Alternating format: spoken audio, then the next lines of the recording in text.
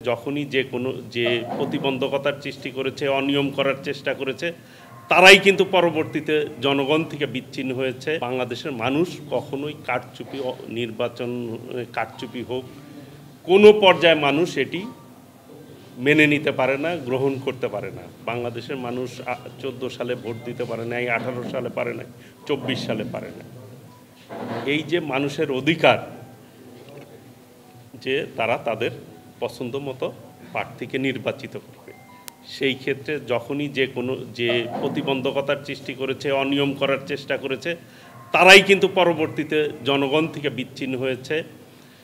আশা করি যে আগামী দিনেও যারা এই অনিয়মের সাথে সম্পৃক্ত থাকবে, অনিয়ম করবে, মানুষের অধিকারকে হরণ করার চেষ্টা করবে, তারাই জনগণ থেকে বিচ্ছিন্ন হবে, জাতি সেটি বিচার করবে। ওয়ালটন এখন দেশের সীমানা পেরিয়ে পৌঁছে গিয়েছে 50টিরও বেশি দেশে।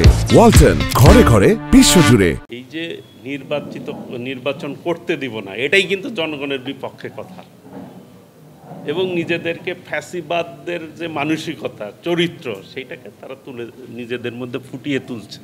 এটাই সে আশঙ্কার বিষয় যে এই বাংলাদেশের মানুষ বিগত 17 বছর তাদের আন্দোলন সংগ্রাম করে ফ্যাসিবাদের বিদায়ী হয়েছে। মানুষ এই মানসিকতা কিন্তু চায় না। সবাই চায় একটি সুষ্ঠু নির্বাচন হোক, নিরপেক্ষ নির্বাচন হোক, মানুষ তার পছন্দ মতো প্রার্থীকে বেছে নিবে। সেই ব্যবস্থা করার দায়িত্ব হচ্ছে সরকারের। নির্বাচন বানচালের জন্য বিভিন্ন কথা মানুষ এর আগেও বলেছে, ষড়যন্ত্র করছে। যারা ষড়যন্ত্র করে কখনোই গণতন্ত্রকে বাধাগ্রস্ত করা যায় সাময়িকভাবে, কিন্তু দীর্ঘমেয়াদে গণতন্ত্রেরই বিজয় হয়।